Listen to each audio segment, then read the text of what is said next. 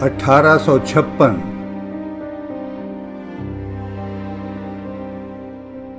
مشرقی یورپ کا ملک کروشیا،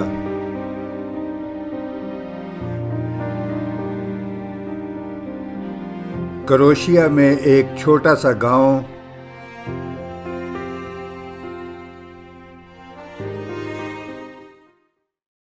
سیاہ اندھیری رات اور طوفان باد و باراں،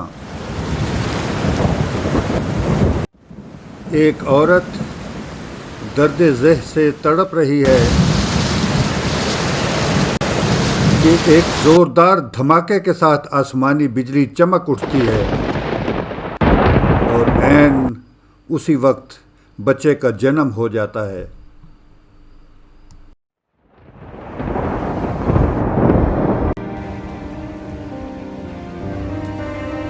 دائی کے منہ سے فوراً نکلا طوفان کا بچہ، تو ماں بولی، نہیں، یہ روشنی ہے، روشنی۔ کیا تم نے اس طوفان میں بجلی کو چمکتے نہیں دیکھا؟ یہ روشنیوں کا شہزادہ ہے۔ یہ آسمانی بجلی کا کرشمہ تھا یا قدرت کا اعلان کہ بچہ بڑا ہو کر دنیا میں روشنی پھیلانے والا تھا۔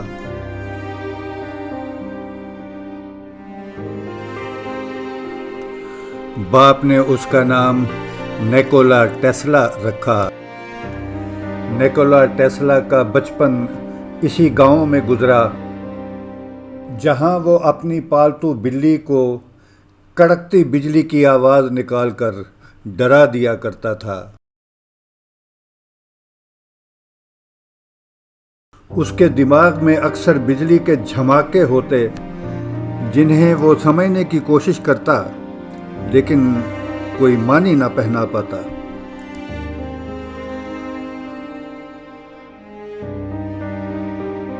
تصور میں بہتے پانی اور آبشاروں کو گرتے دیکھتا جو اس کے آس پاس کی حقیقی زندگی میں کہیں نہ تھے۔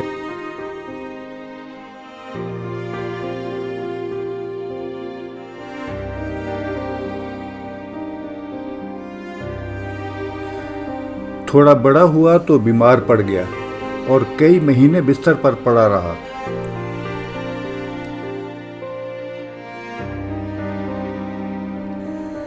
اسی بیماری کی حالت میں ایک روز اس نے اپنے باپ سے کہا، اگر آپ چاہتے ہیں کہ میں جلد ٹھیک ہو جاؤں تو وعدہ کریں کہ مجھے انجینئرنگ کالج میں داخلہ لینے سے نہیں روکیں گے۔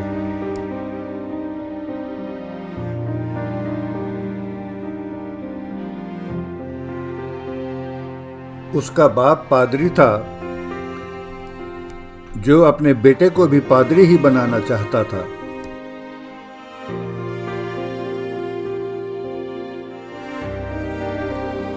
لیکن بیماری کی حالت میں بیٹے کی فریاد سن کر اس نے وعدہ کر لیا۔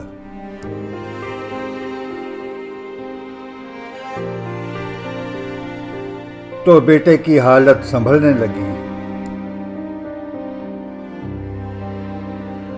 باپ نے بھی وعدہ نبھایا اور وقت آیا تو ٹیسلا کو انجینئرنگ میں داخلہ مل گیا۔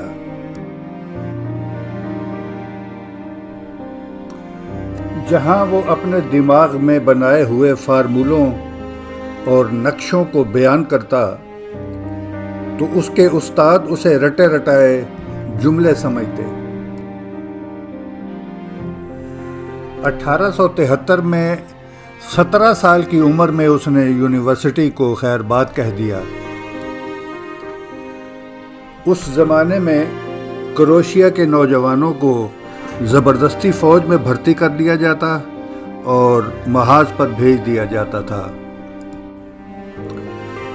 جبری بھرتی سے بچنے کے لیے ٹیسلا سربیا کے پہاڑی جنگلوں میں جا چھپا،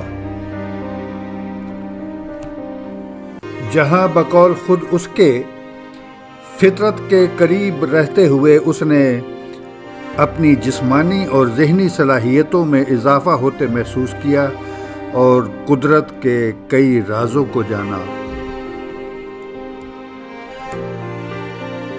اس کے بعد 10 سال وہ یورپ کے مختلف ملکوں میں چھوٹے موٹے کام کرتا رہا۔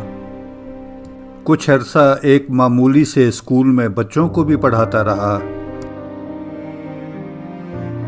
نئے ٹیلی فون کے محکمے میں الیکٹریشین کے طور پر کام کیا۔ کچھ عرصہ ایڈیسن کی یورپین برانچ میں بھی ملازمت کی، لیکن اس کی اصل صلاحیتوں سے فائدہ اٹھانے والا یورپ میں کوئی نہ تھا۔ اس کا زیادہ تر وقت شطرنج کھیلنے میں گزرتا یا پھر جوئے خانے میں، کہ اس کی تھیوریاں تو کسی کی سمجھ میں آتی نہیں تھیں۔ اس کی بعض عادتیں بھی بڑی عجیب و غریب تھیں۔ عورتوں سے دور رہنا، انسانی بالوں کو چھونے سے نفرت کرنا، کسی کے ہاتھ میں انگوٹھی دیکھ کر نفرت سے منہ پھیر لینا یا پھر شاید ڈر جانا۔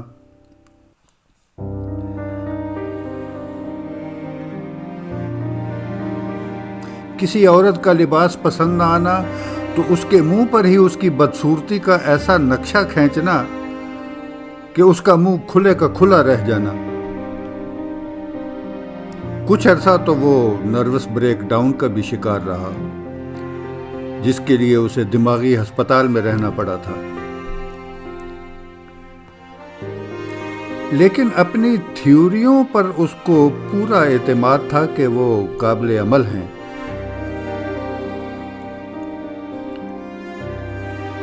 یورپ میں اس کی تھیوریوں پر یقین کرنے والا کوئی نہ تھا سوائے اس کے استاد کے، جو اس کی تھیوریوں کو سمجھتا تو نہیں تھا، لیکن اسے یقین تھا کہ وہ کوئی بڑا سوچ رہا ہے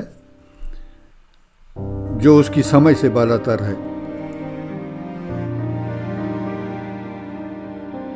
غالباً اسی کے مشورے پر ایک روز اس نے امریکہ جانے کا فیصلہ کر لیا۔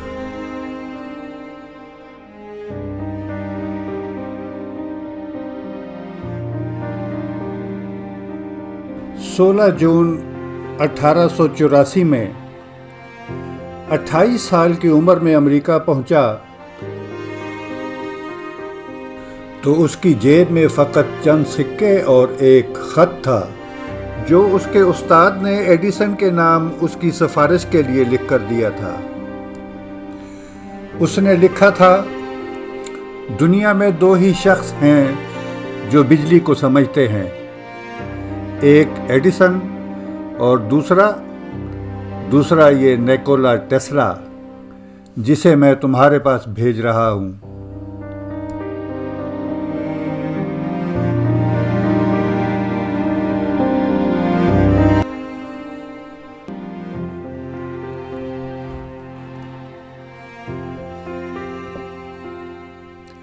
نیو یارک پہنچ کر ٹیسلا پہلی فرصت میں ہی ایڈیسن کے دفتر جا کر اپنے استاد کا سفارشی خط پیش کر دیتا ہے۔ ایڈیسن نے باقاعدہ انجینئرنگ کی تعلیم حاصل نہیں کی تھی، وہ ٹرائل اور ایرر کے طریقے پر کام کرتا تھا۔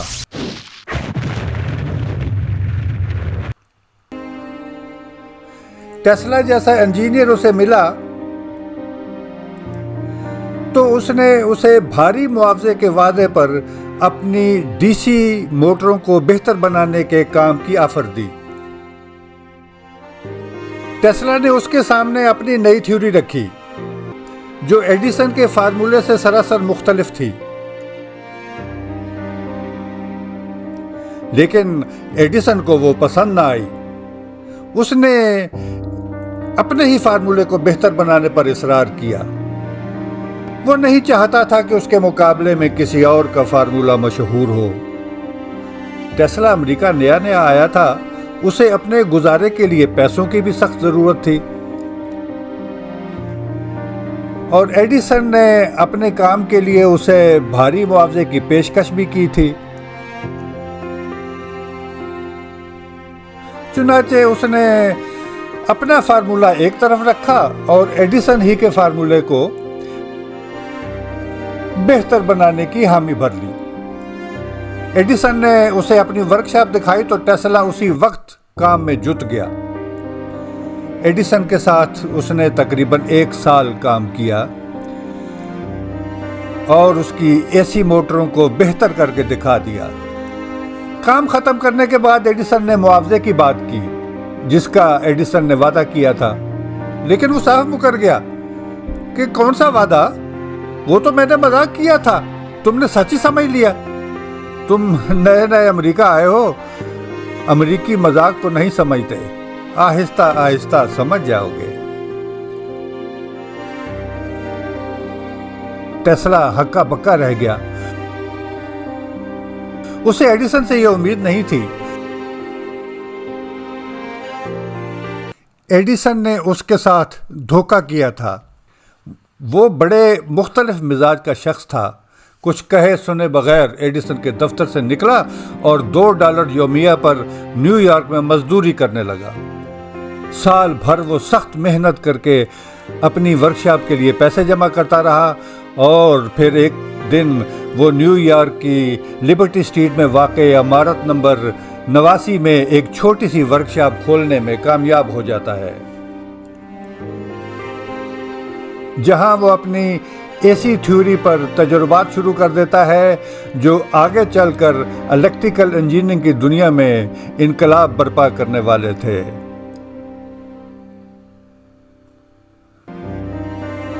30 نومبر 1887 ٹیسلا اپنی اے سی موٹر پیٹنٹ کروانے کے لیے درخواست جمع کروا دیتا ہے اور پھر کسی اچھے سرمایہ کار کا انتظار کرنے لگتا ہے۔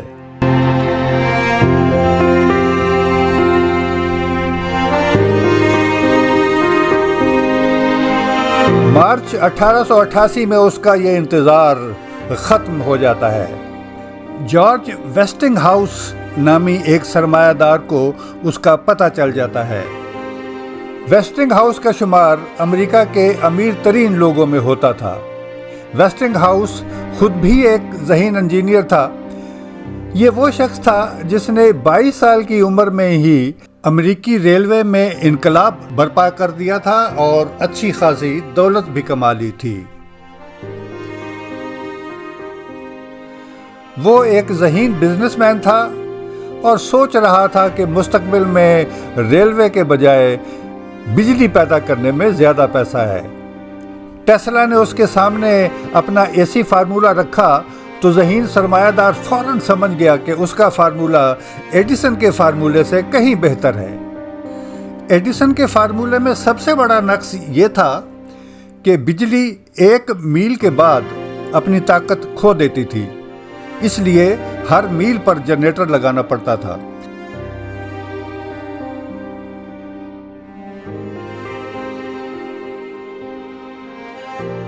اس کے برعکس ٹیسلا کا اے سی فارمولا سینکڑوں میل دور تک کام کر سکتا تھا۔ ویسٹنگ ہاؤس کو ٹیسلا کی صورت میں ایک نہایت قیمتی اور نایاب ہیرا ہاتھ لگ گیا تھا جو نیو یارک کی گرد آلود گلیوں میں گم تھا۔ اس نے اس ہیرے کی قدر کو پہچانا اور ٹیسلا کے ساتھ باقاعدہ پارٹنرشپ کا تحریری معاہدہ کر لیا۔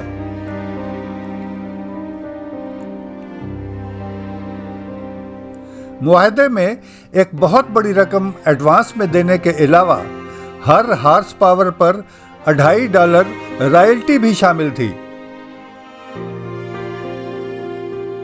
1 مئی 1888 کے روز اس کا اے سی موٹر والا پیٹنٹ بھی اس کے نام رجسٹر ہو جاتا ہے۔ یوں 1888 سے ٹیسلا کی زندگی کا ایک نیا دور شروع ہوتا ہے۔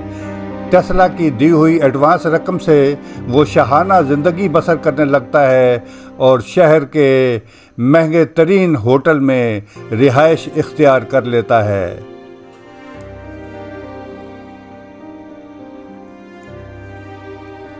اس کی ایک اور عجیب عادت تھی۔ وہ نمبر 3، نمبر 6 اور نمبر 9 کو بہت اہمیت دیتا تھا۔ اس کے مطابق ان نمبروں میں قدرت کے کئی راز پنہاں ہیں، خاص طور پر نمبر 3 اور ہر وہ نمبر جو 3 پر پورا تقسیم ہوتا ہو۔ غالباً اس نے ہوٹل کا کمرہ بھی وہی پسند کیا ہوگا جس کا نمبر 3 پر پورا تقسیم ہو جاتا ہوگا۔ ٹیسلا کو ساتھ ملانے کے بعد ویسٹنگ ہاؤس اور ایڈیسن کی کمپنیوں میں اے سی اور ڈی سی کرنٹ کا مقابلہ شروع ہو گیا تھا، جو دراصل ایڈیسن اور ٹیسلا کے درمیان مقابلہ تھا، جسے وار آف کرنٹس کا نام دیا گیا۔ ایڈیسن کا سارا بزنس ڈی سی کرنٹ کا مرہون منت تھا، جسے ٹیسلا نامی اس نوآورد نے ناقص اور انتہائی محدود قرار دے کر چیلنج کر دیا تھا۔ لیکن اب اس کی پشت پر ویسٹنگ ہاؤس جیسی طاقت تھی، جس نے امریکہ میں ریلوے لائن بچھانے میں حصہ لے کر بے انتہا دولت کما رکھی تھی، اور ٹیسلا کے نئے فارمولے میں سرمایہ کاری کا حوصلہ بھی رکھتا تھا۔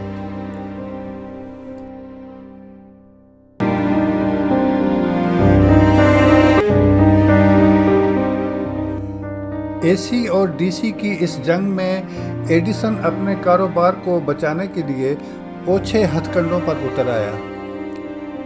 اس نے اے سی بجلی کو بدنام کرنے کے لیے اس بات کو ہوا دینی شروع کر دی کہ یہ جان لیوا ہے۔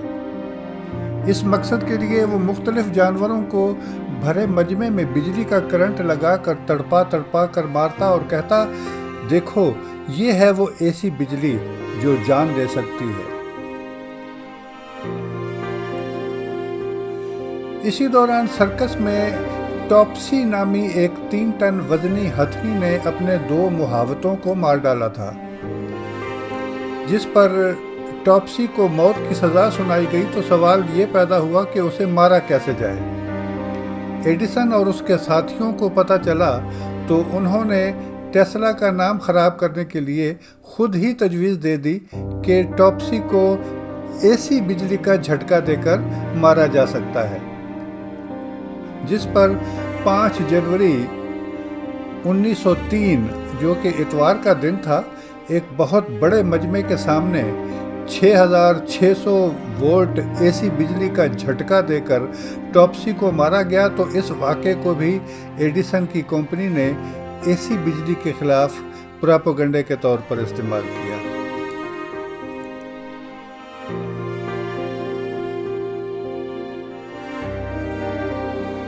سزائے موت کے لیے الیکٹرک چیئر کے استعمال کا آغاز اسی دور میں شروع ہوا تھا۔ اس میں بھی ٹیسلا کی ایجاد کردہ اے سی بجلی استعمال کی گئی تھی۔ الیکٹرک چیئر کے ذریعے سزائے موت پانے والے پہلے شخص کا نام ولیم کیملر تھا، جسے 1890 میں الیکٹرک چیئر پر بٹھایا گیا تھا۔ خود ایڈیسن الیکٹرک چیئر کے ذریعے سزائے موت دینے کا زبردست حامی تھا۔ دراصل وہ اس کے ذریعے بھی لوگوں کے دلوں میں ٹیسلا کی ایجاد کردہ اے سی بجلی کے خلاف خوف و ہراس پھیلا سکتا تھا۔ ایڈیسن کی ان کوششوں کے جواب میں ٹیسلا خود اپنے آپ کو پیش کر دیا کرتا۔ وہ اپنے جسم سے لاکھوں کلو واٹ بجلی گزار کر دکھاتا، چاروں طرف بجلی کے جھماکے ہوتے، اس کے جسم سے شعلے نکلتے دکھائی دیتے، لیکن وہ اطمینان سے کھڑا رہتا۔ اب یہ نہیں معلوم کہ اس میں وہ کیا خصوصیت تھی جو لاکھوں کلو واٹ بجلی اپنے دل سے بچا کر جسم سے گزار لیا کرتا تھا۔ اس دوران 1893 میں شکاگو میں ایک نمائش لگنی تھی، جہاں روشنی کا انتظام کرنے کے لیے ٹینڈر طلب کیے گئے، تو ایڈیسن اور ویسٹنگ ہاؤس دونوں کمپنیوں نے حصہ لیا۔ یہاں بھی ایڈیسن اپنے ڈی سی اور ویسٹنگ ہاؤس اپنے ٹیسلا والے اے سی نظام کے ساتھ مد مقابل ہوئے۔ ویسٹنگ ہاؤس اپنے دور رس نظام کی وجہ سے ایڈیسن کے محدود ڈی سی نظام کے مقابلے میں انتہائی کم لاگت پر بجلی فراہم کر سکتا تھا۔ چنانچہ یہی ہوا اور ٹھیکہ ویسٹنگ ہاؤس کی کمپنی کو مل گیا۔ لیکن یہاں ایک پرابلم کھڑا ہو گیا۔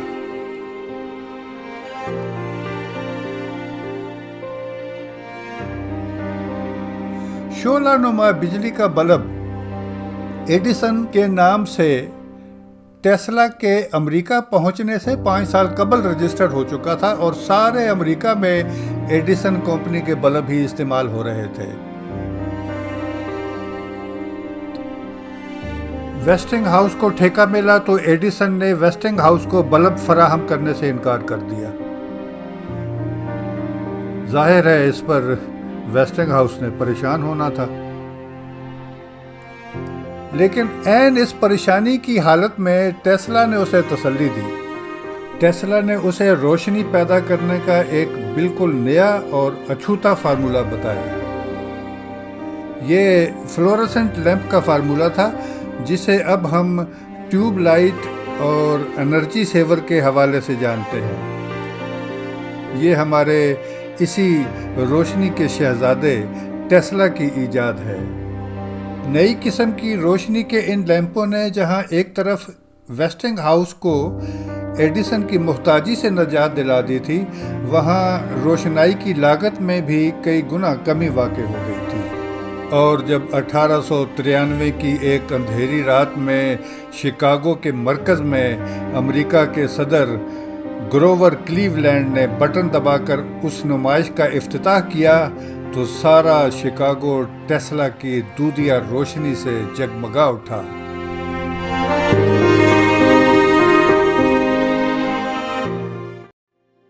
وہ رات ایڈیسن کو سانپ بن کر ضرور ڈستی رہی ہوگی، جس نے روشنیوں کے شہزادے ٹیسلا کی قدر نہ کی، اس کا حق مارا اور تضحیک بھی کی۔ لیکن ٹیسلا ان سب باتوں سے ماوراء کچھ اور سوچ رہا تھا۔ یہ اے سی بجلی اور ٹیوب لائٹ وغیرہ اس کے لیے بہت معمولی چیزیں تھیں۔ حالانکہ جب وہ دونوں ہاتھوں میں ٹیوب لائٹ پکڑ کر اپنے جسم سے گزرتی بجلی سے انہیں روشن کر کے ہوا میں لہراتا تو نیلی آنکھوں اور سیاہ مونچھوں والے اس دبلے پتلے اور لمبے شہزادے کو دیکھ کر مجمع کسی دیو مالائی دنیا میں کھو جاتا تھا۔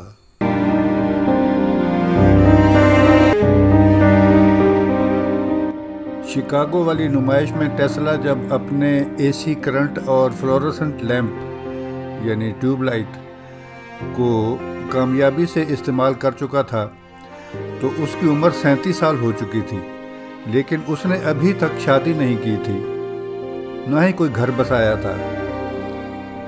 پرتعیش ہوٹل میں رہنا اور دوستوں کو کھانے پر بلانا اس کا محبوب مشغلہ تھا۔ بڑے بڑے سرمایہ دار، فنکار اور مصنف اس کے دوستوں میں شامل تھے،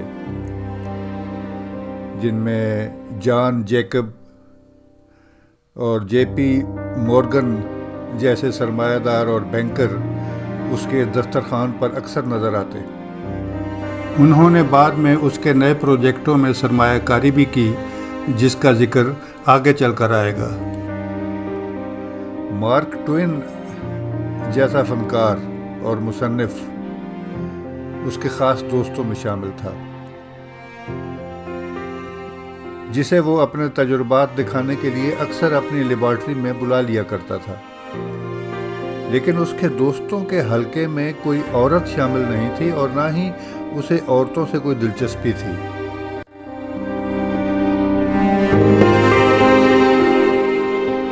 ایڈیسن نے تو ٹیسلا کو دھوکہ دیا تھا اور اسے طے شدہ معاوضہ دینے سے مکر گیا تھا، جبکہ ویسٹنگ ہاؤس اب تک اپنے وعدے پر قائم تھا۔ لیکن اب ویسٹنگ ہاؤس کو بھی ٹیسلا سے کیا ہوا معاہدہ دکھنے لگا تھا۔ ایک روز اس نے ہمت کر کے ٹیسلا کو بتا دیا کہ اگر وہ $2.5 فی ہارس پاور ٹیسلا کو رائلٹی کی مد میں دے تو اس کی کمپنی نقصان میں چلی جاتی ہے، لہذا معاہدے کو آسان شرائط پر دوبارہ طے کرنا پڑے گا۔ ٹیسلا پیسے کا بھوکا نہیں تھا، اسے بس اپنے نئے تجربات سے دلچسپی تھی۔ اس کے خواب بھی بہت اونچے تھے۔ وہ ویسٹنگ ہاؤس کی معاونت کو بھی نہیں کھونا چاہتا تھا، فوراً راضی ہو گیا، یہاں تک کہ اپنے وکیل سے مشورہ کیے بغیر کسی قسم کی رائلٹی لینے سے بھی مکمل طور پر دستبردار ہو گیا۔ حالانکہ اگر وہ چاہتا تو بارگین کر سکتا تھا۔ اس زمانے میں $2.5 فی ہارس پاور بہت بڑی رائلٹی تھی۔ اگر وہ 10 سینٹ فی ہارس پاور بھی مانگ لیتا تو اسی زمانے میں ارب پتی ہو جاتا۔ دنیا نہایت تیزی سے ایسی بجلی کو اپنی نئی زندگی کا حصہ بنا رہی تھی، لیکن وہ تو پیسہ بنانے کے بجائے دنیا کو سستی بجلی مہیا کرنے کے خواب دیکھنے والا شخص تھا، بلکہ وہ تو اس سے بھی آگے کا سوچ رہا تھا، جس کے بارے میں ابھی اس نے کسی سے ذکر تک نہیں کیا تھا۔ رائلٹی کی جانب سے مطمئن ہو جانے کے بعد ویسٹنگ ہاؤس نے بجلی پیدا کرنے کے ایک بہت بڑے پروجیکٹ کا منصوبہ سوچ رکھا تھا، اور غالباً اسی لیے وہ رائلٹی کا خرچہ بھی بچانا چاہتا تھا۔ یہ پن بجلی کا پہلا منصوبہ تھا۔ امریکہ اور کینیڈا کی سرحد پر واقع دنیا کی عظیم ترین نیاگرا فال اس کے لیے بہترین قدرتی ذریعہ بن سکتی تھی، اور اگر ٹیسلا جیسے دنیا کے عظیم ترین الیکٹریکل انجینئر کی خدمات بھی میسر ہوں تو منصوبہ کامیاب بھی ہو سکتا تھا۔ جہاں سے امریکہ کے دور دراز علاقوں تک بھی ٹیسلا کے اے سی سسٹم کے ذریعے بجلی کی بہت بڑی مقدار آسانی سے پہنچائی جا سکتی تھی، جس کے لیے اس کے حریف ایڈیسن کا ڈی سی سسٹم بیکار ہو کر رہ جاتا تھا۔ شکاگو والی کامیاب نمائش کے 6 ماہ بعد ہی دنیا کے عظیم ترین نیاگرا آبشار پر پن بجلی پیدا کرنے کا عظیم منصوبہ ویسٹنگ ہاؤس اور ٹیسلا کی معاونت میں ایوارڈ ہو گیا، اور 16 نومبر 1896 کے روز جب نیاگرا کے مقام پر ٹیسلا کے اے سی سسٹم کے سوئچ آن ہوئے تو اسی لمحے 50,000 ہارس پاور بجلی سے بفلو اور نیو یارک جیسے شہر روشنیوں سے جگمگا اٹھے۔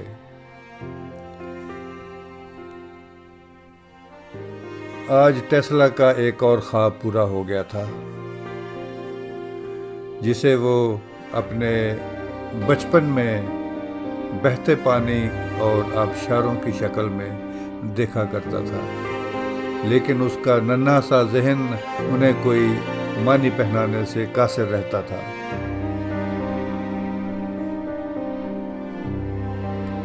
پانی سے بجلی پیدا کرنا کوئی کارنامہ نہیں تھا، لیکن اس بجلی کو سینکڑوں میل دور پہنچانا ایک بہت بڑا کارنامہ تھا، جو ٹیسلا کے اے سی سسٹم سے ہی ممکن تھا۔ تھیوری کے مطابق یہ کام ڈی سی سسٹم سے ہو تو سکتا تھا، لیکن ایک تو اس کے لیے بازو کے برابر موٹی تاروں کی ضرورت پڑتی، اور دوسرا بہت سی بجلی ان موٹی تاروں میں ریزسٹنس کی وجہ سے ہی ضائع ہو جاتی، جو کئی گنا مہنگا سودا تھا۔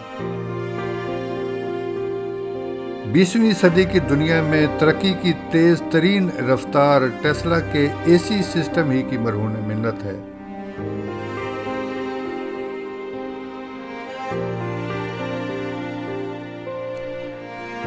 لیکن ٹیسلا اس سے کہیں اونچا سوچ رہا تھا۔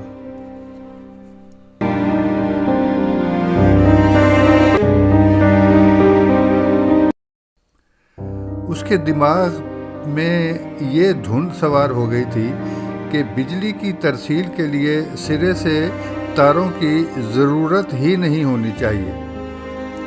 نہ جانے کیوں اسے یقین تھا کہ وائرلیس ذریعے سے بجلی کی ترسیل ممکن ہے۔ یہی ثابت کرنے کے لیے وہ خفیہ طور پر تجربات کرنے لگ گیا، جن کے دوران وہ کئی نئی ایجادات کر بیٹھا، جن میں ایک ٹیسلا کوائل خاص طور پر اہمیت کا حامل ہے، جو اب الیکٹرکس اور الیکٹرونکس کا ناگزیر حصہ بن چکا ہے۔ ان تجربات کے سلسلے میں ایک دلچسپ بات یہ تھی کہ وہ اکثر اپنے دوست مارک ٹوین کو بھی بلا لیا کرتا تھا، جس کا انگریزی ادب میں بہت بڑا نام تھا اور جو اپنے زمانے کا مقبول ترین امریکی مزاح نگار مانا جاتا تھا۔ مارک ٹوین بھی ہنسی خوشی بظاہر ان خطرناک تجربات کے لیے اپنے آپ کو رضاکارانہ طور پر پیش کر دیا کرتا تھا۔ حالانکہ اس زمانے میں بجلی نئی نئی آئی تھی اور لوگ بجلی کے کرنٹ سے بہت زیادہ ڈرا کرتے تھے۔ کرنٹ لگنے اور بھڑک اٹھنے جیسے واقعات اکثر سننے میں آیا کرتے تھے، لیکن مارک ٹوین کچھ ضرورت سے زیادہ ہی ٹیسلا پر اعتماد کرتا تھا۔ 1896 میں ٹیسلا اپنے ویکیوم ٹیوب کی مدد سے بوٹ پہنے پاؤں کی تصویر کھینچ چکا تھا، جو آج بھی بلغراد میں اس کے نام سے منسوب میوزیم میں موجود ہے۔ اگرچہ 22 دسمبر 1895 میں جرمن نژاد ولیم رولنگٹن اپنی ایکس رے مشین کے ذریعے بیوی کے ہاتھ کی ہڈیوں کی تصویر کھینچ چکا تھا، جس میں ایک انگلی میں پہنی ہوئی انگوٹھی بھی صاف نظر آتی تھی۔ انگوٹھی والے نسوانی ہاتھ کا وہ ڈھانچہ اس وقت کی دنیا میں بہت مشہور ہوا تھا، لیکن ولیم نے اعتراف کیا تھا کہ ٹیسلا کا بوٹ پہنے پاؤں والی تصویر کی کوالٹی اس سے بہتر تھی۔ 1897 میں ٹیسلا نے ریڈیائی لہروں کے ذریعے میلوں دور پیغام رسانی کا فارمولہ رجسٹر کرا لیا تھا، اور 1898 میں ٹیلی آٹومیشن کے نام سے وائرلیس طریقے سے ماڈل کشتی کو کنٹرول کر کے بھی دکھا دیا تھا، جو موجودہ وائرلیس ریموٹ کنٹرول اور روبوٹ کی ابتدائی شکلیں سمجھی جاتی ہیں۔ لیکن یہ سب کچھ ٹیسلا کے لیے معمولی ایجادات تھی، جنہیں وہ انرجی کو وائرلیس ذریعے سے ایک جگہ سے دوسری جگہ پہنچانے کے جنون میں کرتا چلا جا رہا تھا۔ اس دوران امریکہ میں اس کے تقریباً 300 پیٹنٹ رجسٹر ہو چکے تھے، لیکن ابھی تک وہ اپنے سب سے بڑے خواب یعنی وسیع پیمانے پر بجلی کی وائرلیس ترسیل کا کوئی کامیاب تجربہ نہیں کر پایا تھا۔ اس مقصد کے لیے 1899 سے اس نے کولوراڈو میں خفیہ طور پر ایک تجربہ گاہ قائم کی اور اپنی تمام تر پونجی اس میں جھونک دی، لیکن کسی کو ہوا نہ لگنے دی کہ اس کے اصل عزائم کیا ہیں۔ ایک اخباری نمائندے نے جب اس سے استفسار کیا تو جواب میں ٹیسلا نے جھوٹ بولا کہ وہ یہاں سے پیرس تک ریڈیائی سگنل بھیجنے کے لیے تجربات کرے گا، جبکہ وہ دنیا کا سب سے بڑا ٹیسلا کوائل بجلی کو وائرلیس طریقے سے دور کسی فاصلے تک پہنچانے کے لیے 140 فٹ اونچا ٹاور نما اینٹینا بھی اس نے بنا رکھا تھا۔ یہ تجربہ گاہ کیا تھی؟ مصنوعی آسمانی بجلی پیدا کرنے والی ایک دیو ہیکل مشین تھی۔ ایک روز اس کے اسسٹنٹ نے اس مشین کا سوئچ آن کیا تو 140 فٹ اونچے اینٹینا سے آسمانی بجلی جیسے شعلے نکل کر 100 فٹ دور تک لپکنے لگے۔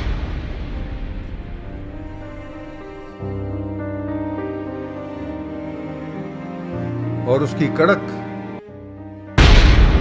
20 میل دور تک سنائی دینے لگی، اور اس کے ساتھ ہی کولوراڈو شہر کے تمام جنریٹر کسی نامعلوم وجہ سے جل کر بیکار ہو گئے۔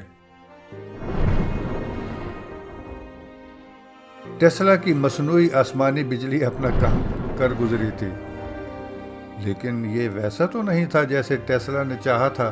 مصنوعی آسمانی بجلی فرما بردار غلام کے بجائے منہ زور گھوڑے کی طرح ٹیسلا کے کنٹرول سے باہر ہو گئی تھی، اور ٹیسلا اس تجربے میں اپنی تمام تر پونجی بھی جھونک چکا تھا۔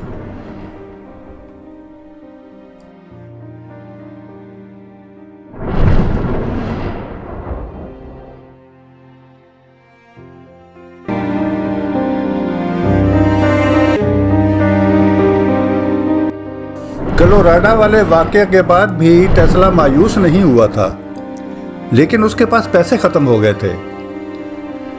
اس زمانے میں جے پی مورگن ایک بہت بڑا بینکار اور سرمایہ کار تھا۔ ٹیسلا کے ساتھ اس کی دوستی تھی۔ وہ ٹیسلا کی اکثر دعوتوں میں شریک ہو چکا تھا۔ ٹیسلا کو امید تھی کہ وہ اس کی ضرور مدد کرے گا۔ اسی امید پر 7 جولائی 1900 کے روز وہ بذریعہ ٹرین نیو یارک روانہ ہوتا ہے، لیکن جب مورگن سے ملاقات ہوتی ہے تو وہ اپنا اصل منصوبہ چھپا کر وائرلیس کمیونیکیشن کی بات کرتا ہے۔ پوری دنیا کو ایک وائرلیس نیٹ ورک کے ذریعے آپس میں جوڑنے کا منصوبہ پیش کرتا ہے۔ غالباً اس کا خیال تھا کہ اگر اس نے وائرلیس بجلی کی بات کی تو کوئی بھی اس پر یقین نہیں کرے گا۔ مورگن کو آئیڈیا پسند آیا اور اس نے فوراً $1.5 لاکھ انویسٹ کر دیے۔ اسی عرصے میں مارکونی نامی ایک اطالوی باشندے نے امریکہ پہنچ کر ریڈیائی لہروں کے ذریعے پیغام رسانی کا فارمولہ رجسٹر کرانے کے لیے درخواست جمع کرائی، لیکن چونکہ اس کا فارمولہ وہی تھا جو اس سے پہلے ٹیسلا رجسٹر کرا چکا تھا، اس لیے اس کی درخواست رد کر دی گئی۔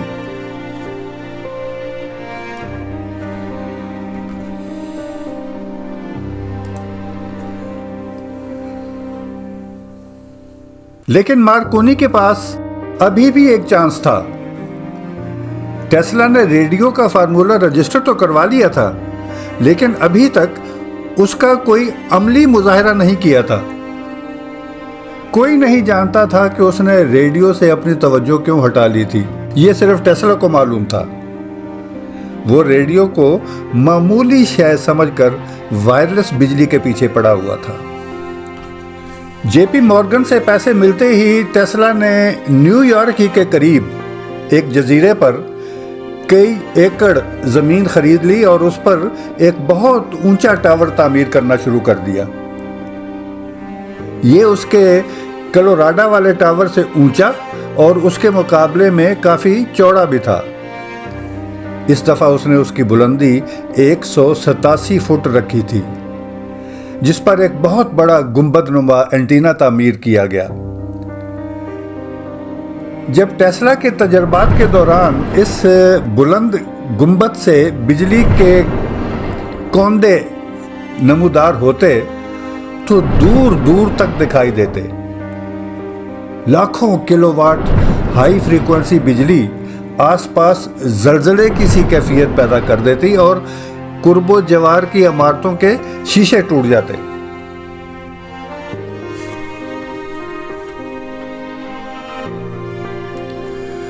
ابھی وہ لوگوں کی سمجھ سے بالا تر تجربات میں ہی مشغول تھا کہ 1901 میں دسمبر کے مہینے میں خبر پھیل گئی کہ ایک مارکونی نامی اطالوی سائنسدان امریکہ اور یورپ کے درمیان وائرلیس سگنل پہنچانے میں کامیاب ہو گیا ہے۔ اگرچہ یہ سگنل مورس کوڈ کے صرف 3 ڈاٹس پر مشتمل تھا، جس سے حرف ایس بنتا ہے، لیکن ان 3 ڈاٹوں نے ایک طرف تو مارکونی کی قسمت کھول دی تھی، تو دوسری طرف یہی 3 ڈاٹ ٹیسلا کے زوال کا سبب بن گئے۔ ٹیسلا نے مارکونی کے اس تجربے کو یہ کہہ کر ہنسی میں اڑا دیا تھا کہ مارکونی میرا دوست ہے، میرے 17 پیٹنٹ استعمال کر رہا ہے، اس کا یہ تجربہ میرے ہی فارمولے کی توثیق کر رہا ہے اور مجھے خوشی ہے کہ اس کا تجربہ کامیاب رہا۔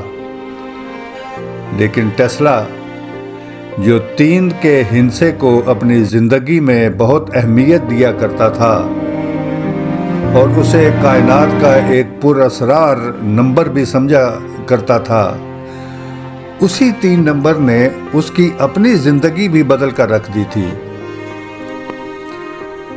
جے پی مورگن جو اس کے پروجیکٹ کا سرمایہ کار تھا، مارکونی کے تجربے کے بعد سوچ میں پڑ گیا تھا کہ جس کام کے لیے ٹیسلا اس سے $1.5 لاکھ لے کر اتنے اونچے ٹاور بناتا رہا ہے اور پھر بھی ابھی تک کوئی ریڈیائی سگنل بھیجنے میں کامیاب نہیں ہوا، اس کام کو مارکونی نے اتنے لمبے چوڑے خرچے کے بغیر ہی سر انجام کر کے دکھا دیا ہے۔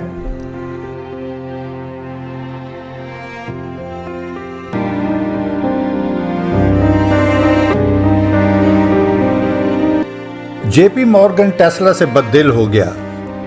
مجبوراً ٹیسلا کو بتانا پڑا کہ اس کا اصل منصوبہ ریڈیو سگنل بھیجنے سے کہیں بلند ہے۔ وہ ریڈیو سگنل کے بجائے خود بجلی کو وائرلیس ذریعے سے سمندر پار بھیجنے پر کام کر رہا ہے۔ لیکن جے پی مورگن ٹیسلا سے مایوس ہو چکا تھا۔ ایک تو ٹیسلا نے اس سے جھوٹ بولا تھا اور دوسرا بجلی کی وائرلیس ترسیل کے امکان پر کسی سائنسدان کو بھی یقین نہیں تھا، بلکہ اسے سائنس کے اصولوں کے ہی منافی سمجھا گیا، جو کہ غالباً اب بھی ایسا ہی سمجھا جاتا ہے۔ 2 ہی باتیں ہو سکتی تھیں، یا تو ٹیسلا اپنے وقت سے بہت پہلے پیدا ہو گیا تھا، جسے سمجھنا اس وقت کے سائنسدانوں کے بس کی بات نہیں تھی، اور یا پھر اس کا دماغ چل گیا تھا اور وہ اونٹ پٹانگ باتیں کرنے لگا تھا۔ جے پی مورگن جو پہلے ٹیسلا کا سرپرست تھا، اب مارکونی پر سرمایہ کاری کرنے لگا کیونکہ اس کا منصوبہ زیادہ پریکٹیکل تھا۔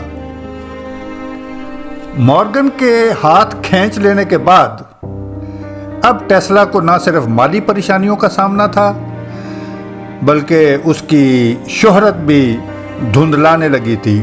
لوگ اسے پاگل سائنسدان کے نام سے یاد کرنے لگے تھے، لیکن وہ اپنے تجربات سے باز نہیں آیا۔ لیکن اس کا حتمی زوال اس وقت شروع ہوا جب اس نے اعلان کیا کہ اس کا رابطہ خلائی مخلوق سے ہو گیا ہے اور اس نے خلائی مخلوق کا پیغام بھی وصول کر لیا ہے۔ ٹیسلا کے دعوے کے مطابق یہ پیغام 3 نمبروں 1، 2 اور 3 پر مشتمل تھا۔ اس دعوے نے ٹیسلا کی رہی صحیح ساکھ بھی ختم کر دی۔ لوگوں نے یقین کر لیا کہ ٹیسلا کا دماغ چل گیا ہے۔ اگرچہ اس کی موت کے کئی سالوں کے بعد سائنسدانوں کو احساس ہو گیا تھا کہ ٹیسلا نے وہ پراسرار سگنل وصول ضرور کیے تھے، لیکن وہ سمجھ نہیں پایا تھا کہ ان سگنلوں کا مطلب کیا تھا، جنہیں وہ کسی خلائی مخلوق کے سگنل سمجھ بیٹھا تھا۔ دراصل وہ اس کی لاکھوں کلو واٹ ہائی فریکوینسی والی ریڈیائی لہروں کا کروڑوں میل دور خلا میں موجود سیاروں اور ستاروں سے ٹکرا کر واپس آنے کی نشانی تھی۔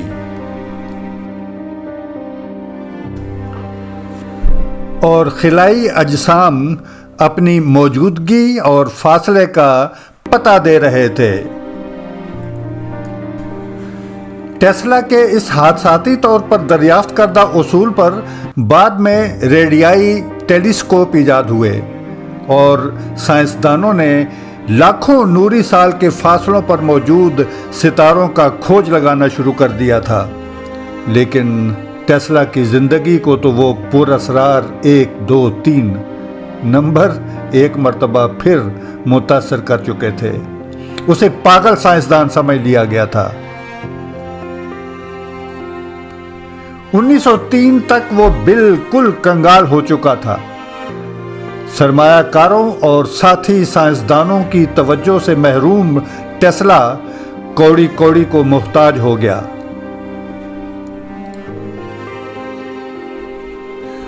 اس کا ریڈیو پیٹنٹ منسوخ کر کے مارکونی کو الاٹ کر دیا گیا۔ اس کی ٹیسٹ فیسلٹی بند ہو گئی، زمین بیچ دی گئی اور اس سے حاصل ہونے والی رقم اس کے قرض خواہوں کو ادا کر دی گئی۔ ٹیسلا ٹاور کے نام سے مشہور سربلند ٹاور بھی ڈسمنٹل کر دیا گیا۔ ٹیسلا کو نیو یارک کا مہنگا ترین ہوٹل چھوڑ کر ایک معمولی ہوٹل میں رہائش اختیار کرنی پڑی۔ اس ہوٹل میں اس نے اپنی زندگی کے 20 سال بتائے تھے۔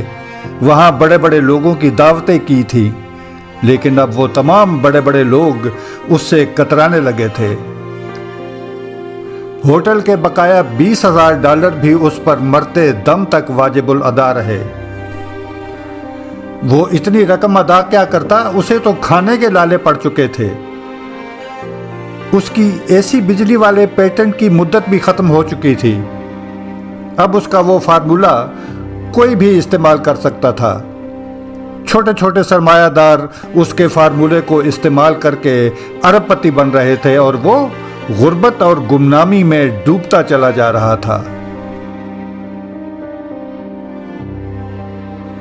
مارکونی کو تو 1909 میں اس کے 3 ڈاٹ والے مورس کوڈ پر فزکس میں نوبل پرائز سے نواز دیا گیا۔ وہ 3 ڈاٹس مارکونی کے لیے 3 انمول موتی ثابت ہوئے، جو اس نے امریکہ اور یورپ کے درمیان معمولی فاصلے پر حرف ایس کے طور پر وائرلیس کے ذریعے بھیجے تھے، لیکن خلا میں موجود کروڑوں میل دور اجسام سے 1 2 3 وصول کرنے والے پاگل سائنسدان کو دنیا بھلا چکی تھی۔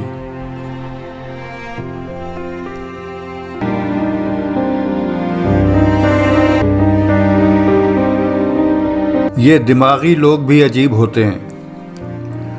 1915 میں ٹیسلا کے لیے نوبل انعام کا اعلان ہوا تو ٹیسلا نے کہا کہ ضرور یہ انعام انہوں نے مجھے وائرلیس بجلی کے زمرے میں دیا ہوگا، حالانکہ یہ وائرلیس بجلی کا خبط ہی اس کے زوال کا سبب بنا تھا۔ یہ اسی طرح کی بات تھی جیسے اس کا ایک ہم عصر میکینیکل انجینئر روڈولف ڈیزل، جس نے ایک ایسا انجن ایجاد کیا تھا جو صاف پٹرول کے بجائے سستے تیل سے چلایا جا سکتا تھا، لیکن اچھا بھلا یہ انجینئر خود کو انجینئر کے بجائے ایک پینٹنگ آرٹسٹ کے طور پر متعارف کرانا زیادہ پسند کرتا تھا۔ اسے زندگی بھر یہ قلق رہا کہ دنیا اس کے آرٹ کی قدر نہیں کرتی۔ وہ اپنے بنائے ہوئے انجن کو کوئی اہمیت ہی نہیں دیتا تھا۔ شاید اپنی پینٹنگ کی ناقدری کے دکھ میں ہی اس نے بحری جہاز سے کود کر خودکشی کر لی تھی، یا پھر اس کو کسی نے دھکا دے دیا تھا کہ اس کی نہ لاش ملی اور نہ ہی امریکہ کی وہ سرزمین پر اترا۔ آخری مرتبہ اسے 19 ستمبر 1913 کے روز اس بحری جہاز پر دیکھا گیا تھا جو یورپ سے امریکہ جا رہا تھا۔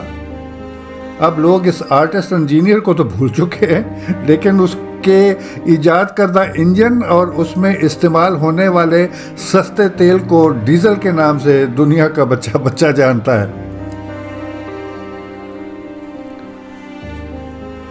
ٹیسلا کو اس کے اے سی بجلی والے فارمولے پر ہی نوبل انعام اناؤنس کیا گیا تھا، اور وہی اس کی اصل وجہ شہرت تھی، لیکن وہ خود تو اسے کسی گنتی میں شمار ہی نہیں کرتا تھا۔ اس کے دماغ پر ساری زندگی وائرلیس بجلی کا بھوت سوار رہا۔ اس پر ستم ظریفی یہ ہوئی کہ نوبل انعام کے لیے اس کا نام اناؤنس ہونے کے 1 ہفتے بعد ہی نامعلوم وجوہات کی بنا پر اس کا نام کاٹ کر اچانک برطانیہ کے ولیم نامی سائنسدان کا نام اناؤنس کر دیا گیا، جو ایکس رے اور کرسٹل کے اسٹرکچر پر کام کر رہا تھا۔ دلچسپ بات یہ ہے کہ فزکس پر یہ انعام ٹیسلا اور ایڈیسن کے لیے مشترکہ طور پر اناؤنس ہوا تھا۔ جب یہ فیصلہ بدلا گیا تو افواہ پھیلی کہ ٹیسلا نے اپنے حریف ایڈیسن کی شراکت میں نوبل انعام وصول کرنے سے انکار کر دیا تھا، لیکن حقیقت کیا تھی اس کے بارے میں کوئی بھی وثوق سے نہیں کہہ سکتا۔ 1931 میں ایڈیسن کی وفات ہو گئی اور عین اسی زمانے میں سائنس کی دنیا میں ایک نیا نام آئنسٹائن ابھر کر سامنے آتا ہے۔ آئنسٹائن 20ویں صدی کا عظیم ترین سائنسدان تھا، لیکن ٹیسلا کی طرح پریکٹیکل انجینئر نہیں تھا۔ ٹیسلا کی سوچ آئنسٹائن سے بالکل مختلف تھی۔ ٹیسلا ہر شے کو روشنی کے حوالے سے دیکھتا تھا۔ اس نے بہت کچھ عملی مظاہروں سے ثابت کیا، لیکن اور بہت کچھ نہ وہ ثابت کر سکا اور نہ مین سٹریم سائنسدانوں کی سمجھ میں آ سکا۔ آئنسٹائن اس کے خیالات کے بارے میں کیا جانتا تھا یہ تو معلوم نہیں، لیکن اس نے کھل کر کبھی ٹیسلا پر تنقید نہیں کی، بلکہ جب بھی اس سے ٹیسلا کے بارے میں پوچھا گیا تو اس نے اسے اچھے الفاظ میں یاد کیا۔ ٹیسلا کی 75ویں سالگرہ کے موقع پر ٹائم میگزین نے اپنے سر ورق پر ٹیسلا کی تصویر چھاپی تو آئنسٹائن کا تعریفی خط بھی چھاپا تھا، لیکن ٹیسلا جیسا منہ پھٹ لگتی لپٹی بغیر آئنسٹائن کے نظریات کو ہدف تنقید بنانے سے گریز نہیں کیا کرتا تھا۔ ایک دفعہ آئنسٹائن سے کسی اخباری رپورٹر نے پوچھا کہ دنیا اسے اس صدی کا ذہین ترین شخص سمجھتی ہے، اس پر وہ کیا محسوس کرتا ہے؟ تو آئنسٹائن نے مسکرا کر جواب دیا کہ میری ذہانت کے بارے میں کچھ پوچھنا ہے تو ٹیسلا سے پوچھو۔ اب یہ نہیں معلوم کہ اس نے یہ ٹیسلا کی تعریف میں بات کی تھی یا اس پر طنز کیا تھا۔ ٹائم میگزین نے اس بھولے بسرے افسانوی کردار کو اہمیت دے کر گمنامی کے اندھیروں سے شہرت کی روشنی میں واپس لانے کی کوشش تو ضرور کی تھی، لیکن ٹیسلا کو غربت و افلاس سے نہیں نکال سکا تھا۔ اس کی زندگی اسی 3rd کلاس ہوٹل کے ایک کمرے میں گزر رہی تھی جس کا کرایہ ادا کرنے سے بھی وہ قاصر تھا۔ ہوٹل والے بھی شاید اس پر ترس کھا کر درگزر کر رہے تھے اور ٹیسلا بھی بریڈ کے چند ٹکڑوں اور دودھ پر ہی گزارا کر رہا تھا۔ عین اسی زمانے میں ہٹلر نام کا ایک شخص دنیا کی توجہ اپنی جانب مبذول کراتا ہے۔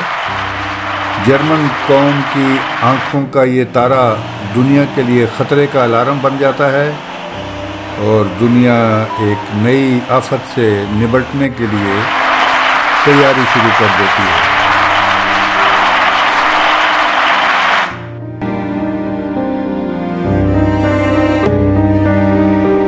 ٹیسلا اپنی کہن سالی اور افلاس کے باوجود دنیا اور ما فیہا سے بے خبر نہیں تھا۔ اس کے خیال میں اس کے پاس اس خطرے سے نمٹنے کے لیے حل موجود تھا۔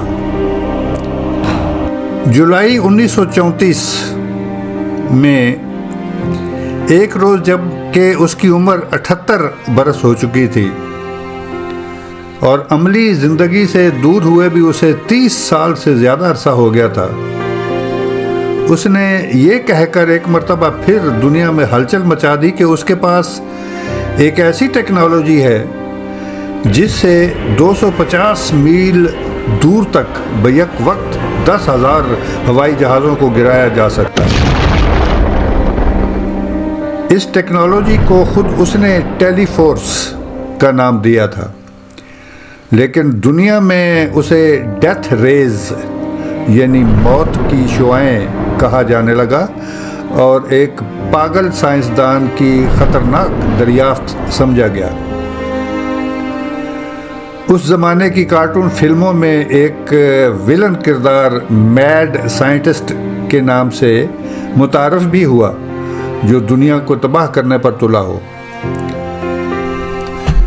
جبکہ اصلی ٹیسلا وہ کردار تھا جو دنیا کو مفت وائرلیس بجلی فراہم کرنے کے خبط میں مبتلا تھا، اور اسی خبط کی وجہ سے اسے عین عالم شباب میں عملی زندگی سے جدا کر کے ایک تھرڈ کلاس ہوٹل میں بقایا زندگی گزارنے پر مجبور کر دیا گیا تھا۔ سرکاری طور پر اس کی سالگرہ بھی منائی جاتی تھی، بڑے بڑے اخبارات اور رسائل میں اس کی فوٹو بھی چھپتی تھی، لیکن اسے عملی زندگی میں واپس لانے میں کسی کو کوئی دلچسپی نہیں تھی۔ ٹیسلا اپنی ایجادات اور دریافتوں کی ڈیٹیل ڈرائنگ کبھی بنا کر نہیں رکھتا تھا۔ یہ بھی سب کو معلوم تھا کہ پیچیدہ سے پیچیدہ مشین اور ڈیزائن کی ایک ایک ڈیٹیل اس کے دماغ میں محفوظ ہوتی تھی، جسے وہ بلیک بورڈ پر صرف دوسروں کو سمجھانے کے لیے تو بنا دیا کرتا تھا، لیکن اس کا کوئی ڈاکومنٹری ریکارڈ اپنے پاس نہیں رکھتا تھا۔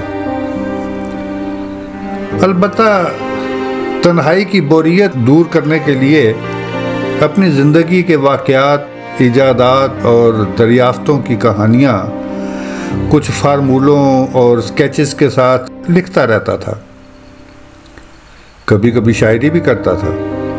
اس کی بعض نظموں میں ایڈیسن کی ہجو بھی ہوتی، لیکن زیادہ تر نظموں میں مناظر قدرت کا بیان ہوتا۔ کچھ لوگ اس کی ڈائری اور کاغذات وغیرہ کی ٹو میں بھی لگے رہتے تھے۔ ایک جگہ اپنی ڈائری میں وہ لکھتا ہے کہ جب وہ اپنے کمرے میں واپس آیا تو اس نے دیکھا کہ سارا کمرہ کسی نے الٹ پھلٹ کر رکھ دیا ہے، جیسے کوئی کسی خاص چیز کی تلاش میں ہو۔ آگے چل کر اس نے لکھا کہ انہیں میرے کمرے سے کیا ملتا، میں نے تو اپنی ہر ایجاد اور دریافت کی تمام تفصیلات اپنے دماغ میں محفوظ کر رکھی ہیں۔ لیکن جیسا کہ اس کی موت کے کئی سال بعد انکشاف ہوا، امریکی ملٹری انٹیلیجنس اور ایف بی آئی والے بھی اس کے کمرے میں موجود ایک ایک کاغذ کی مائکرو فلم بنا چکے تھے، اور روسی خفیہ ایجنسیاں بھی اس کے کاغذات اور ڈائریوں کی ٹوہ میں تھیں۔ اس مقصد کے لیے انہوں نے سربیا میں اس کے بھتیجے کو ورگلا رکھا تھا، جو ایک بڑا ڈپلومیٹ تھا اور اپنے ملک کے سفارت خانے سے وابستہ تھا۔ ٹیسلا کی اپنی کوئی اولاد نہیں تھی، اس نے تو ساری زندگی شادی ہی نہیں کی تھی۔ اس کا بھتیجا سووا کوسانووک ہی اس کا قانونی وارث تھا، جو اکثر روایات کے مطابق روسی خفیہ ایجنسیوں کا ایجنٹ تھا۔ جن دنوں ٹیسلا نے اپنی نئی ایجاد ٹیلی فورس کا شوشہ چھوڑا تھا، وہ اکثر ہوٹل کے قریب ایک پبلک پارک میں کبوتروں کو دانہ ڈالتا اور ان سے باتیں کرتا دکھائی دیا کرتا تھا۔ ان کبوتروں کے سوا اس کا کوئی دوست نہیں تھا، لیکن ایک کبوتری سے اس کا خاص لگاؤ تھا، جس کے بارے میں وہ اپنی ڈائری میں ایک جگہ لکھتا ہے کہ کبوتری اور وہ ایک دوسرے سے اس طرح پیار کرتے ہیں جیسے ایک مرد اور عورت آپس میں کرتے ہوں۔ ٹیسلا نے اپنی ٹیلی فورس کا اعلان تو کر رکھا تھا، لیکن عملی طور پر نہ اس کا تجربہ کیا تھا اور نہ ہی اس کی کوئی ڈیٹیل ڈاکومنٹ کی ہوئی تھی۔ تجربہ کیا کرتا، اس کے پاس تو کوئی چھوٹی موٹی لیبارٹری بھی نہیں تھی۔ کوئی پوچھ بیٹھتا تو سادہ سے الفاظ میں مختصر سا تعارف کرا دیتا، لیکن جب ڈیٹیل کے بارے میں کریدا جاتا تو مسکرا کر اپنی کن پٹی پر انگلی رکھ دیا کرتا کہ تفصیل یہاں محفوظ ہے۔ ادھر اتحادی اور محوری طاقتیں اپنی اپنی جگہ تیاریوں میں مصروف تھیں اور ایک عالمی جنگ کسی بھی وقت چھڑ سکتی تھی۔ نئے نئے اسلحے اور نئی نئی ٹیکنالوجی پر اندر خانے تیزی سے کام جاری تھا کہ اسی دوران ٹیسلا کا حکومت برطانیہ سے رابطہ قائم ہو جاتا ہے۔ برطانیہ اس کی ٹیلی فورس میں دلچسپی لیتا ہے۔ وہ اس کے کبوتروں سے دوستی اور گھنٹوں ان سے باتیں کرتے رہنے کی بظاہر مجنونانہ عادت سے واقف ہونے کے ساتھ ساتھ اس کی پچھلی ایجادات اور دریافتوں سے بھی اچھی طرح واقف تھے۔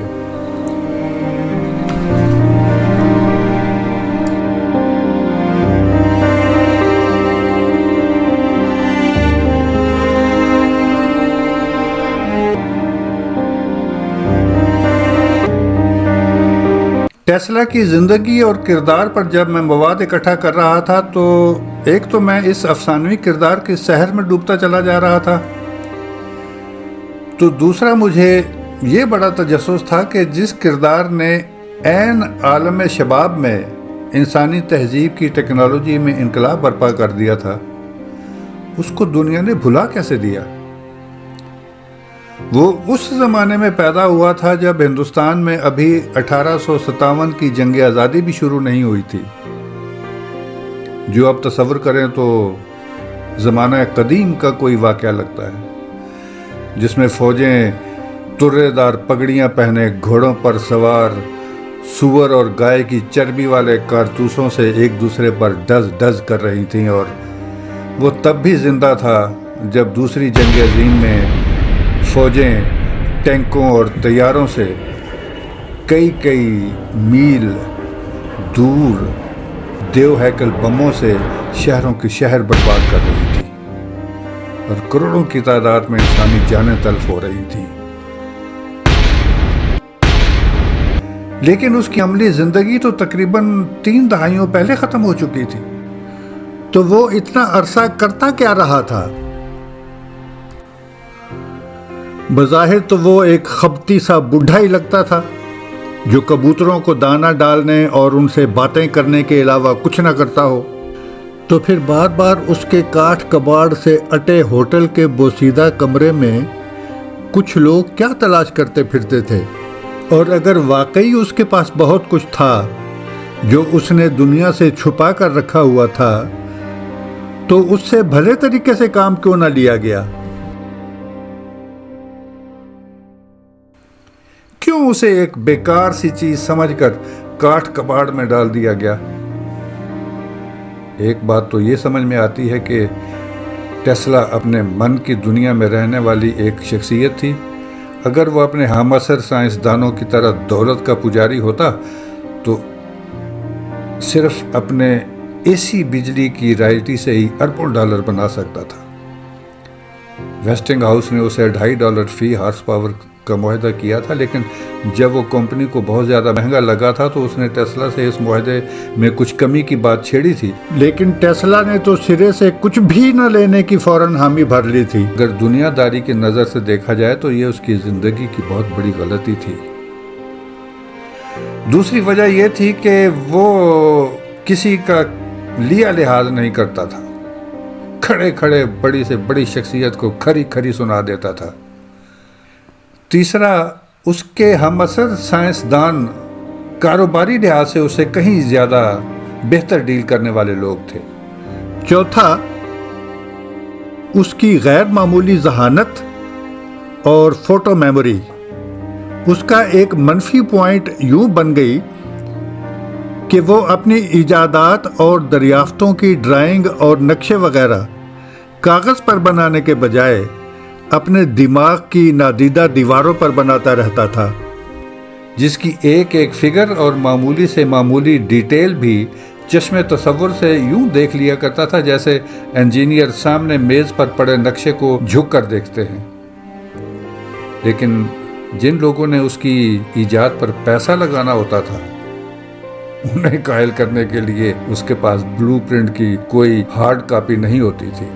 وہ ان کے سامنے اپنے منصوبے کا خلاصہ سا بنا کر بیان کرتا تو سرمایہ کار بے یقینی سے اپنا سر کھجلا کر رہ جاتا۔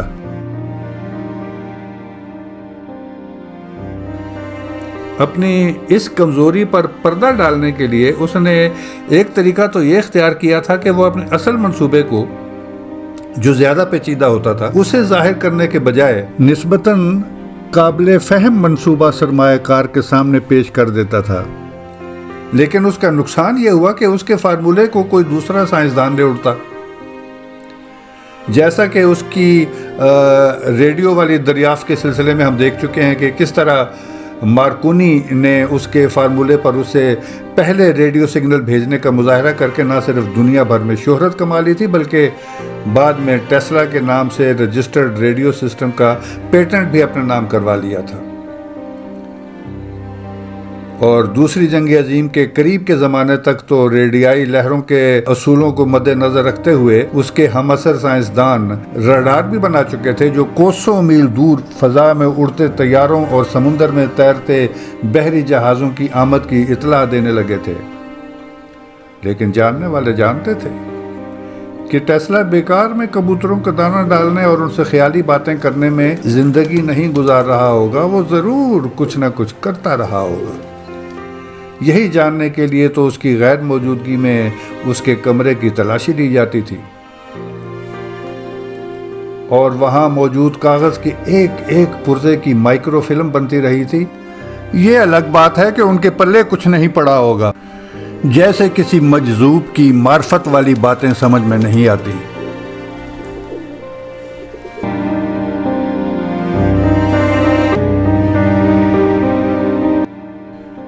ٹیسلا نے اپنی عمر کے آخری حصے میں جو ٹیلی فورس کا تصور پیش کیا تھا،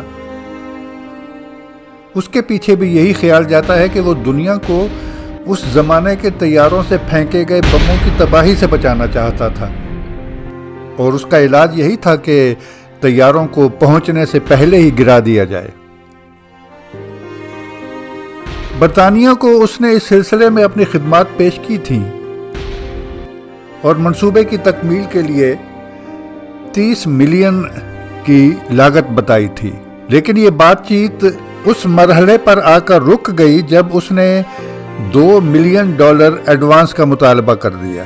برطانیہ کے لیے یہ رقم کوئی زیادہ تو نہیں تھی، لیکن شاید برطانیہ کو ٹیسلا کے بڑھاپے اور اس کی عملی زندگی سے برسوں پہلے علیحدگی کی وجہ سے اس پر مکمل اعتماد نہیں رہا تھا۔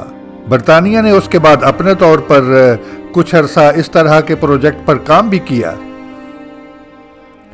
لیکن پھر اسے یہ منصوبہ ترک کرنا پڑا۔ ٹیسلا کی معاونت کے بغیر اس کے سائنسدان اس نئی ٹیکنالوجی کو سمجھ نہیں پائے اور اسے ناممکن کہہ کر ترک کر دیا گیا۔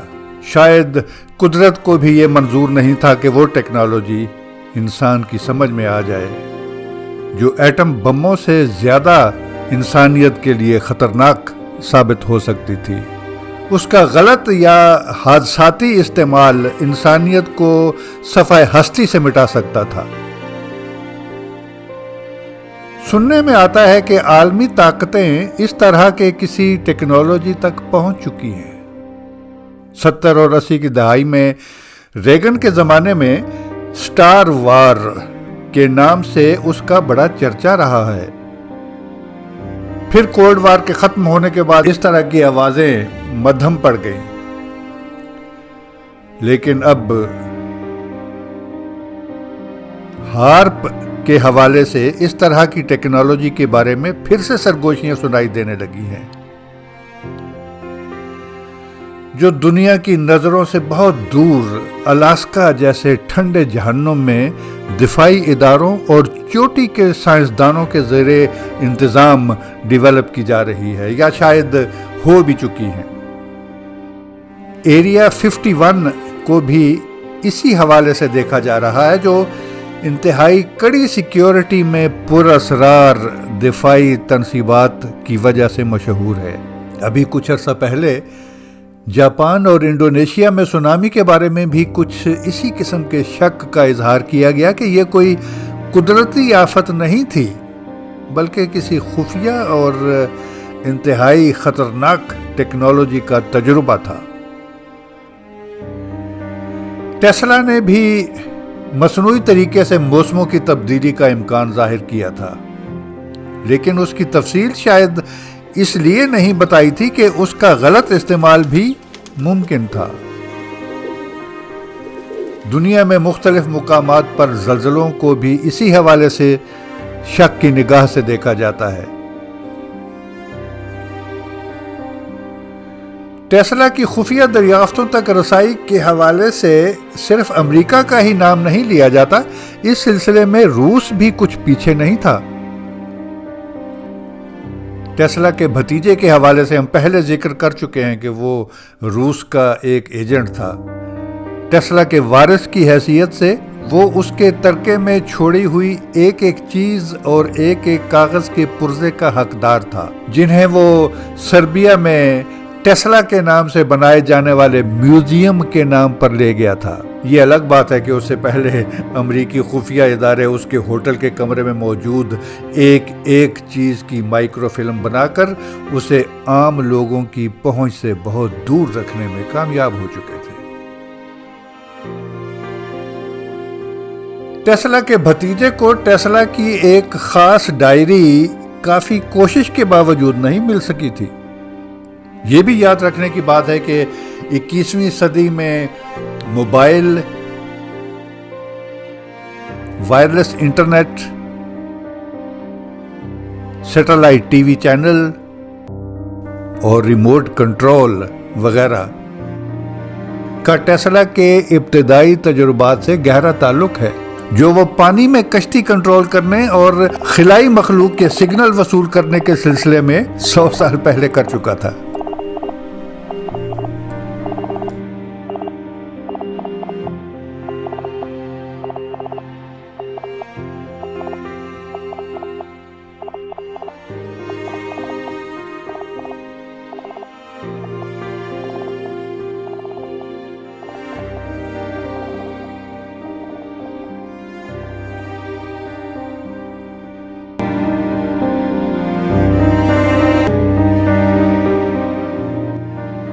انیس سو 37 کی بات ہے۔ ٹیسلا بہت بوڑھا ہو چکا تھا۔ ان تمام لوگوں کی توجہ سے محروم جو اس کی دریافتوں سے ارب پتی بن چکے تھے، وہ کبوتروں کو دانہ ڈال کر پیدل اپنی رہائش گاہ کی جانب لوٹ رہا تھا کہ ایک ٹیکسی کی ٹکر سے شدید زخمی ہو گیا۔ اس حادثے کی وجہ سے ایک مرتبہ پھر وہ گمنامی کے اندھیروں سے روشنی میں لوٹ آیا۔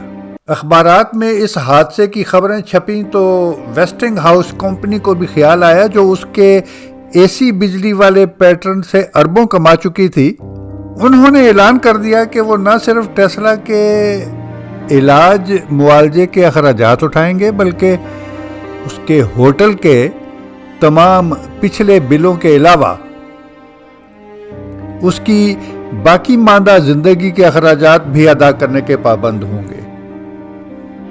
نیو یارک ہوٹل کا کمرہ نمبر 3327 3327 اس کی مستقل رہائش گاہ قرار پائی۔ اسے زندہ رہنے کے لیے اخراجات کی فکر تو نہ رہی، لیکن اس دوران وہ کبوتری مر جاتی ہے جس سے وہ بے انتہا پیار کرتا تھا۔ اس کے مرنے پر اس نے لکھا تھا کہ اسے لگا جیسے اس کی زندگی سے لاکھوں کلو واٹ بجلی نکل کر کائنات میں گم ہو گئی ہو۔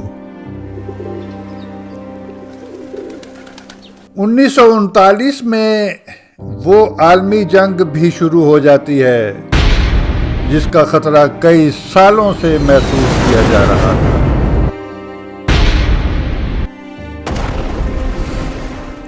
اس دوران امریکی حکومت کو ٹیسلا کی ٹیلی فورس یاد آتی ہے، لیکن تب تک دوسری جنگ عظیم کو شروع ہوئے 3 سال بیت چکے ہوتے ہیں۔ دونوں جانب سے ہزاروں طیارے فضا میں شور مچاتے اپنے دیو ہیکل بموں سے اتنی تباہی پھیلا چکے ہوتے ہیں جو اب تک انسانی تاریخ میں تاتاریوں سمیت کوئی بھی نہیں پھیلا پایا تھا۔ لاکھوں انسانی جانوں کے ضیاع کے بعد 1942 کے دسمبر کے آخری دنوں میں بوڑھے ٹیسلا کو وائٹ ہاؤس میں بات چیت کے لیے بلانے کا فیصلہ ہوا، تو اس کے لیے 8 جنوری 1943 کی تاریخ مقرر کی گئی، لیکن یہ ملاقات نہ ہو سکی۔ ٹیسلا کی روح 7 جنوری 1943 کے روز قفس عنصری سے پرواز کر کے کائنات میں کہیں اور اجالا کرنے لگی تھی۔ اس دنیا سے اب اس کا کوئی واسطہ نہیں رہا تھا۔ ٹیسلا کی موت کے فوراً بعد ہوٹل کا کمرہ نمبر 3327 سیل کر دیا گیا، جہاں 86 سالہ بوڑھے ٹیسلا نے اپنی زندگی کے کئی سال تنہائی اور گمنامی میں گزار دیے تھے۔ نیو یارک ہوٹل کے 33ویں فلور پر واقع یہ کمرہ نمبر 3327 3 پر پورا تقسیم ہوتا تھا۔ 3 کے نمبر کی 6 اور 9 کی طرح اس کے لیے کیا اہمیت تھی؟ یہ بھی ایک مسٹری ہے۔ اس کی اہمیت کا ذکر تو وہ کیا کرتا تھا، لیکن اس کے ہم عصر سائنسدان اسے توہم پرستی سے زیادہ کوئی اہمیت نہیں دیتے تھے، اور نہ اب تک نمبروں کے اثر کا موضوع مین سٹریم سائنسدانوں کے لیے کسی اہمیت کا حامل ہے۔ ٹیسلا کی وفات کے 6 ماہ بعد ریڈیو کی دریافت کا کریڈٹ مارکونی کے نام سے ہٹا کر ٹیسلا کے نام کر دیا گیا، جس کے لیے ٹیسلا نے کئی دہائیاں قبل عدالت میں رجوع کر رکھا تھا، لیکن وکیلوں کو پیسے نہ دے سکنے کی وجہ سے اب تک اس کا کیس التوا میں پڑا تھا، لیکن اب بہت دیر ہو چکی تھی۔